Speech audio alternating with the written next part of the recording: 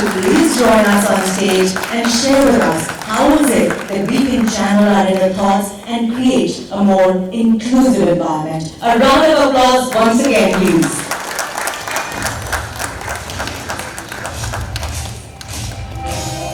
Words, and I think that's what we have been working at. Mr. 𝗙𝗵𝗲𝗁𝗂, Excellencies, ladies and gentlemen, pleasure being here. And when I was just thinking about the words, the purpose of the agency and the organization, it came out clear that we want to include everyone, which means let no one be left behind.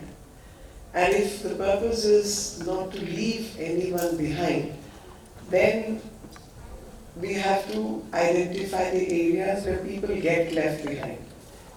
So where do people get left behind? If I look at it from our perspective, the Indian perspective, which has learned over a period of time, and I take a lot of pride in saying we are the oldest civilization, which has seen many 𝗙ecie𝗹𝗹𝗵𝗶 and which has a huge experience behind it.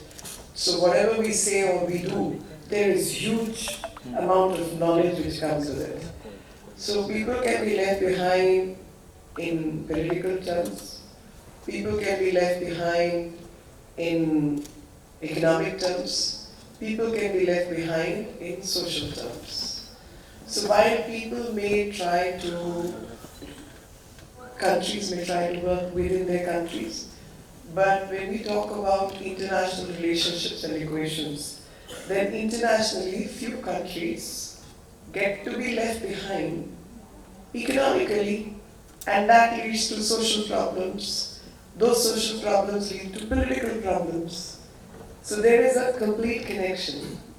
Now the history of the globe will showcase that the history of the globe is not always very rosy. It's got issues, difficulties, periods, exploitative mechanisms. And if any country gets to be left behind, then many a times people running the political system through corruption and other processes will make sure that while they may stick around, but the people of the country will be left behind, because corruption itself is a cause for leaving people behind. And how does all those geostrategic equations, which one needs to deal with? I will not go really deep into it, not really go into the details, but I will say G20, what India held recently, showcased to the world that how no one should be left behind. It's very simple. G20 is a group of 20 nations which are global norths. Means these 20 countries control about 70% plus the global trade, 60% and above the population, close to 80% GDP of the globe. So global north dominates what the rest of the world will do or has to do. In this G20 format, what India did was that before we sit on the table to formulate policies on various subjects, we had a Global South Summit. And through that Global South Summit, the countries which have been left behind, for whichever purpose, whichever reason, we listened to them and provided a platform that someone had to make the conversations around those subjects. So whether it's accessibility to clean water, sanitation, medicines at a lesser cost, working against the odds, food security, etc., etc. So the policies which impact the people is something which Global South deserves. And also for the well-being of the Global North, the narration between Global North and Global South must happen. For the simple reason, whether it's human resource or it's material resource, most of those resources vest with Global South. But the policy, the technology, the money, the funding, finance, Western, global North. And we called it bridging the gap between North and the South. And India was the rightful place to do that. And G20 was a summit, this time which showcased a conversation around this very subject, that taking everyone together and working with everyone. So with a lot of pride, I can say we became the voice of the voiceless. And very simple reason that India has both qualities, in the sense that we are the 5th largest economy, but we are 1.3 billion people as well. So while we are there as global North, we control a whole lot of GDP and contribute to the global GDP. But we also need to feed so many people, we need to look after so many people, we need to alleviate poverty, we have our challenges, we are very good with science and technology, we have the knowledge system based society, but the social inclusion needs to be worked at. So we have experience of the both sides. And because of that experience, we were the right people to have a conversation around bridging the gap.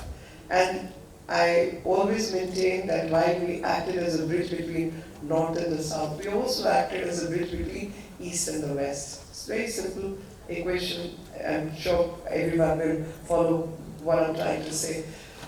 We are a country of the East civilizationally, so our civilization is more or less Eastern method. But our institutional development, rule of law, democracy, independent judiciary, right to education, right to information, regular elections, election commission, all these institutions are institutions which are comparable to any Western democracy, and it's a constitution-based democracy. So there is a constitution, there is a methodology, there is a process of inclusion within the constitution, unlike many countries, including some countries of the global North as well. The inclusion, the manner in which Indian constitution has worked at the inclusion, I don't think any other country has done so well. Simple things, Article 239 or 38 and 39. We talk about SC/ST reservation, both in political terms and every other term, which, many may not know, but there is caste system even in the West, a different method of its existence, and even linguistic differences exist within the country. There are linguistic minorities and majorities and so on and so forth. So while economically global North is global North, but when it comes to inclusion, every country needs to work at those things. And we found a solution, and the solution is based within the constitution of the country. So SC/ST reservation. We have on one side fundamental rights, on the other side we also have directive principles of state policy. And directive principles actually guide people how laws need to be made, favoring certain sections, including everyone. And so constitutional democracy based on rule of law, various institutions which are akin to maintaining law and order, in spite of economically we were not doing that well at one time. In spite of challenges, we have showcased to the world that how we are also bridging the gap between East and the West. Because Western democracies have a method, have a system.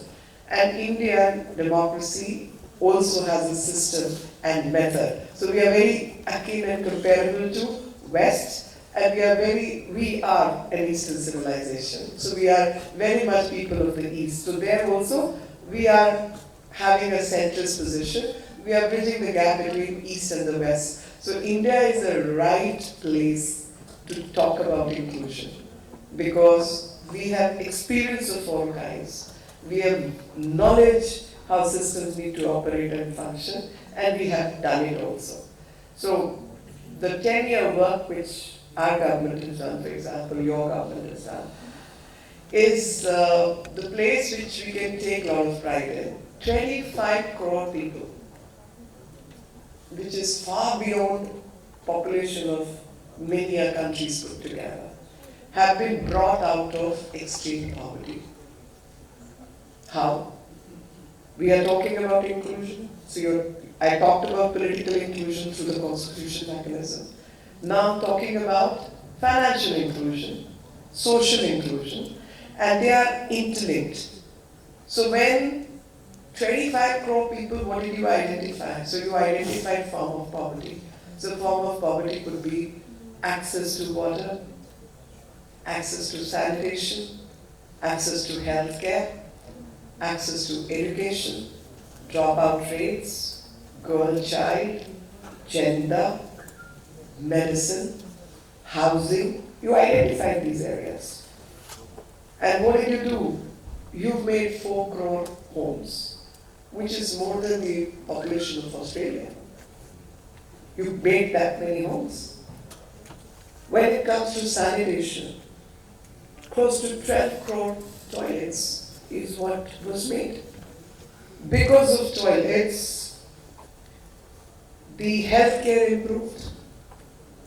Because of it has a direct implication for healthcare. COVID happened. We know all the sad stories which were written about us. But we made our vaccines, and not only made our vaccines, we vaccinated every Indian. And we also provided those vaccines to several countries of the South. We did not use that time to make money out of it, because the focus was lives of people, which unfortunately many others did not have that focus, because for some it was an opportunity to make money. India, with its own experience, with its own civilizational value, had learned that, look, human life matters the most. Money will come and go. We've seen it. We were rich at one time, then we were very poor, and now we are trying to stabilize ourselves. So money is not the most important thing in the world, because money breeds many wrongs also in the society. You need so much money and you don't need really a lot of money as well. So this value attached to the human life and civilizational value was showcased during COVID-19. And COVID-19 was a time when we took care of the health infrastructure. We took care of providing vaccines to people within the country. We took care of providing vaccines to people outside the country. We tried to stabilize the pricing of the vaccine itself. We did not allow any mafia to take over the systems. And if that is not inclusion, what else is inclusion? That itself was the biggest example of inclusion. The suffering which COVID-19 caused to the world and the disruptions which it caused to the world, everybody suffered. There was no discrimination between economically well-off and economically not so well-off. Everybody suffered. And that suffering came also in, and could also be seen in breakdown of supply chain mechanisms. So in the breakdown of supply chain mechanisms, we were still trying to recover from that menace. The world is trying to recover from that wrong which happened in 2019, 2021. These were horrible periods, and during this horrible period, India showcased what inclusion means. Since a lot of you are from the world of digital technology, IT and artificial intelligence, I must also use COVID-19 as a time that when we made our own platform, we know that it costs money, it costs resources, both human and financial resources, to build any platform. So India made its own platform. Again, everybody else who were looking at India and studying our model, some questions were asked around that COVID platform. And at that point in time, we kept it an open source platform. Also offered it to the world, that while we managed our system very well because of artificial intelligence, because of IT and because of the technology we created, we offered it to the world. It was an open source system. The countries who could not afford to build their own system, countries who did not have the wherewithal, both in human terms and also in technical terms, could use the system for free. That is India for you. Can anybody compare the policy that Indian policies have been? If that is not inclusion, what else is inclusion? Inclusion not only within the country, but inclusion for everyone. And we are talking of global north, global south, working with everyone and trying to put forth the point of view, Vasudhaiva Kutumbakam. The world is one family.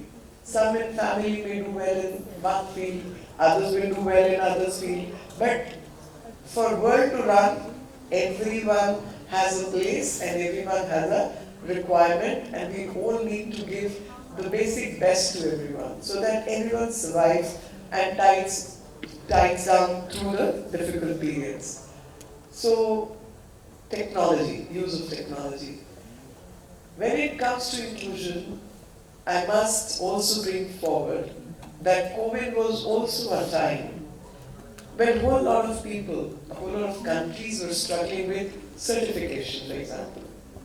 There are on the list where we had a number, and I'm not very pleased with that number, but since I'm talking academically, 2014 we were a country which had about more than 100 crore people, 120 crore people.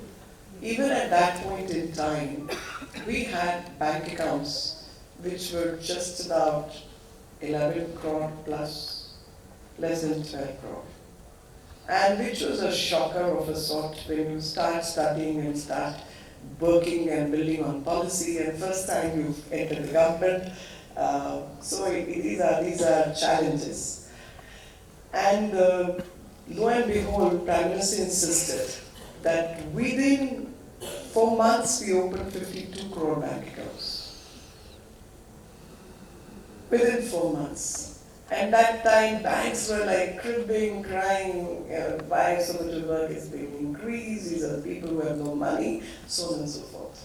But opening of those bank accounts became so very important that today you see all those self-help groups, you see those women, you see Lakpati Didis, you see people getting gas connections, you see people working in far-flung areas, food security, the PDS system. You can just identify what's happening there.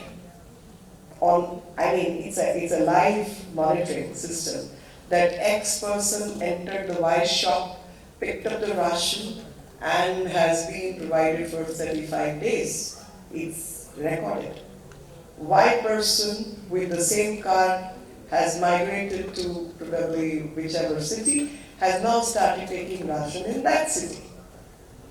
And so 80 crore people who were sort of trying to struggle through those difficult times are provided with food. So food security, again, Indian method of solving problems and experience, I should say. So many affluent countries were at that point, again I'm sort of relating back to COVID period, were trying to put money in the bank accounts. They put the money in the bank accounts, which is probably the right thing to do. But if people do not have access to food and things, what can the money do? We are so used to sort of ordering food, but there is no one to cook the food. And in that period, which was again a treacherous period, food subsidy, which came in the form of food grain itself, was the one which pulled us through. Highly dependent on fertilizers, these are highly dependent on water, and thus growing them as a food itself can be a difficult task. Not everybody across the globe have the same farming methodology as countries like India and several others have. But everybody needs basic food. So millets are the biggest example of sustainable agriculture because the area need not be, the area can be arid. It does not require a lot of water. The so-called nutritionally dense food comes from the area which is probably doesn't have to be very high in humus content also. So most sustainable food, if there is, that is millet. And those millets will also take care of many other health issues, so making it sustainable even for human consumption, animal consumption, etc., etc. So focus on millet is also about sustainability and our own learning from the past. Our own food habits, which are ancient for that matter. These are the ancient grains which actually humans used to eat to begin with. In terms of inclusion, I must say that whether it's food, it's poverty alleviation, access to water, access to sanitation, biggest health program in the world, 𝗖𝗵𝗲𝗰𝗶 𝗏, much bigger than Obamacare as well, both in terms of numbers and the money. India is running it. Decreasing the cost of the implants, working on generic medicines, our localized format of vaccines, etc. All this is also about inclusion, that when you have to take care of such a large population, you need to have processes and also the resources in place at a less expensive level, but doesn't mean cheaper cost does not mean cheap medicine. Let me put it that way. Inexpensive medical care does not mean inexpensive medicine. And that's what India stands for. Highest form of inclusion that one can see. Why I'm sharing these practices? Because when we look at the globe, when we look at the world, we have our own learning. We have worked hard, we have learned many lessons, and this learning can help everyone. And we, true to our character, are always willing to share the practices, the best practices. And those best practices, instead of, pointing fingers or doing all this, I feel is a wrong thing. Everyone has challenges. Every country is going through difficulties. Cooperation is the best way forward. And the 𝗖𝗵𝗲𝗏 program, which Government of India has taken up this time, 22-23 onwards, and this particular budget, 23-24, we've talked about 7 forms. We've talked about youth, we've talked about poverty, we've talked about farmers, we've talked about women. How in all these formats, 10% and above for 10 lakh crore for infrastructure development, about 25% of the rural households, 25% of the villages have got clean water, tap water supply, and overall 35% of the rural households have got tap water supply. I think we are on the right track.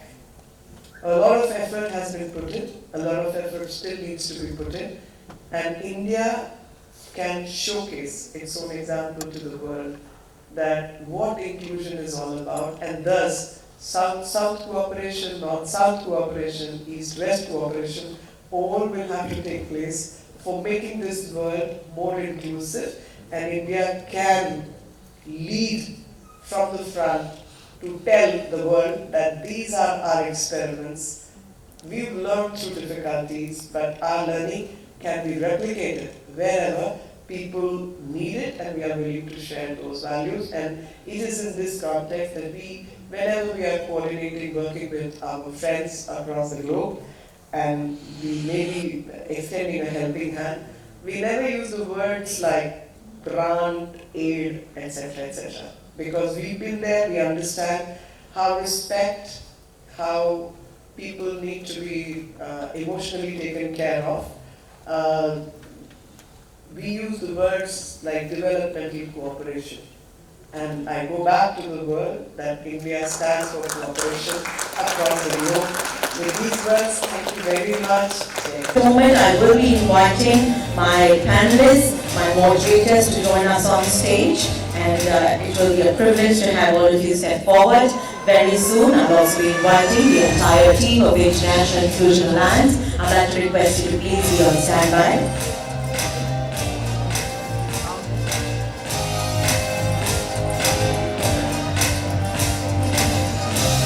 Thank you so much. May I please invite our team on stage. They put in a lot of effort in putting together the International Inclusion Alliance Conference 2024. Would love to have the team join us on stage up next.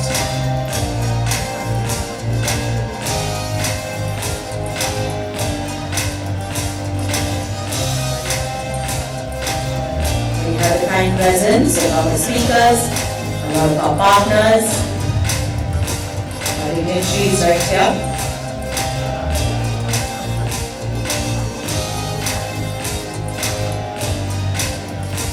So very much. Very hard towards creating that change, and you read it right. One inclusive world and creating that change. Thank you so very much. Let's hear it up as we take a moment and thank our chief guest, Shruti Meenakshi Lekhi, for joining us. I'd like to request you all to please remain seated and allow us a moment as she steps out. As per the security protocols, requesting you all to please continue being seated.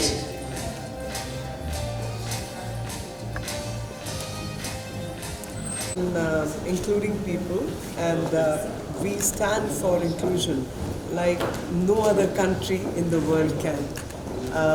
Whether it's political inclusion, which is enshrined in our own constitution, and the processes which we have taken, worked on including people, and we stand for inclusion like no other country in the world can. Whether it's political inclusion, which is enshrined in our own constitution, and the processes which we have taken, worked